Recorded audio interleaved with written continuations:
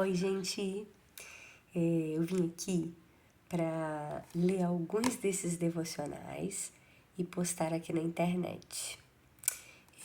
Desde que eu comprei esse devocional chamado Actai-vos, de Elizabeth Elliot, uma das minhas autoras preferidas, eu tenho pensado que é um pouco injusto eu ficar com tudo isso que Deus está fazendo dentro de mim apenas.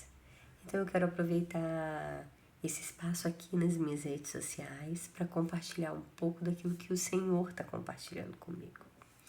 Não é um compromisso selado, não vou dizer quantas vezes eu vou postar, mas eu quero começar com a introdução, que para mim já foi bem marcante e que diz um pouco daquilo que esse livro vai decorrer.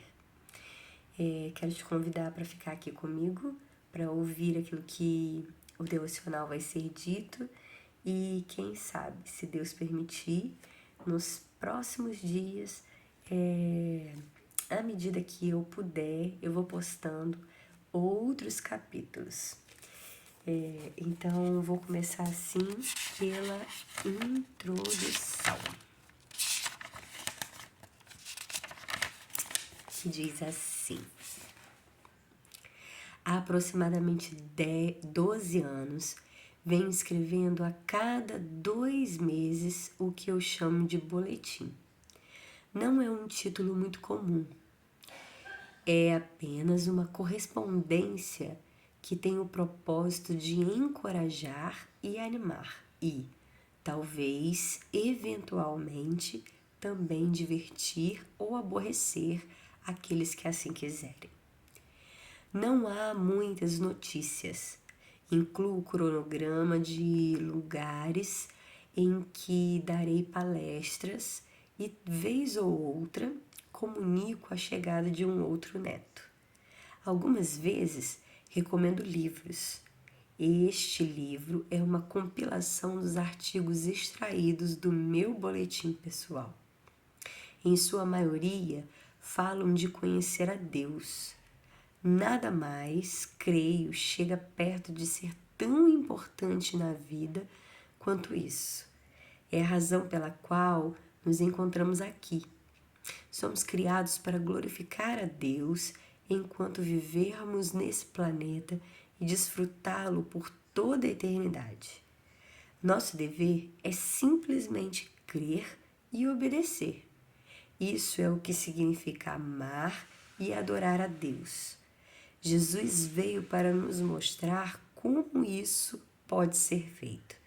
No Evangelho de João, ele é chamado de Verbo, e no capítulo 1 mencionamos assim: no princípio era o Verbo, e o Verbo estava com Deus, e o Verbo era Deus, e o Verbo é a palavra de Deus. Ele estava no princípio com Deus. Todas as coisas foram criadas por intermédio dele, e sem ele, nada do que foi feito se fez. A vida estava nele, e a vida era a luz dos homens. A luz resplandece nas trevas, e as trevas não prevaleceram contra ela. O Verbo estava no mundo. O mundo foi feito por intermédio dele, mas o mundo não o conheceu. Veio para o que era seu, e os seus não o receberam. Mas a todos quanto receberam, deu-lhes o poder de serem feitos filhos de Deus, a saber, aos que crerem em seu nome, os quais não nasceram do sangue, nem da vontade da carne, mas da vontade do homem, não, mas de Deus. E o Verbo se fez carne e habitou entre nós, cheio de graça e de verdade, e vimos a sua glória, a glória como do Filho unigênito do Pai. João 1, de 1 a 5 e de 10 a 15. É razoável crermos que aquele que criou mundos, incluindo este, e nos criou, nós que vivemos nele, está disposto a nos ensinar como viver. Ele se fez carne a fim de nos mostrar, dia após dia, em seu caminhar pelas veredas da Galileia e pelas ruas de Jerusalém, como viver na companhia de Deus. As páginas que se seguem são as reflexões de alguém que aprendem lentamente. Já se passou quase meio século desde que recebi Cristo como Redentor e lhe pedi que se tornasse o Senhor da minha vida. Você encontrará muitas repetições de lições elementares, pois escrevi da mesma forma que o faria aos meus familiares e amigos íntimos, registrando como uma boa falante aquilo que o Espírito de Deus fez para me encorajar, convencer e fortalecer pelo Espírito de Deus. Numa tarde chuvosa de college, em 1947, minha amiga Sarah e eu estávamos ao piano no Williston Hall. Eu havia escrito algumas linhas de uma oração que eu esperava ser uma poesia. Sarah as estudou por alguns momentos e em seguida fez a melodia. Não tenho uma cópia dessa melodia, mas aqui estão as palavras da poesia. Senhor, aquieta meu coração, que não pretende tudo entender, mas prossegue avante sem temer, nas trevas, guiado por tua mão. Esse era o desejo do meu coração na época, e ainda é nos dias de hoje. Uma aceitação espontânea de tudo que Deus determina e uma rendição satisfeita de tudo o que eu sou e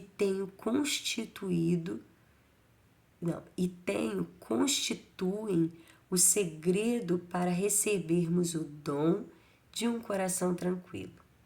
Sempre que recuso, a quietude se vai, mas quando creio e obedeço, essa quietude é restaurada e a vida imensuravelmente simplificada.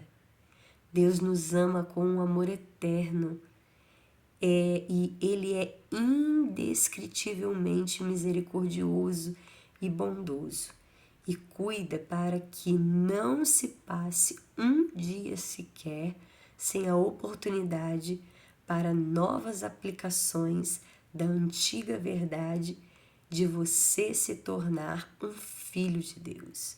Para mim, isso resume o significado da vida. Elizabeth Elliot, Magnolia, Massachusetts, outubro de 1994. Até breve, um beijo.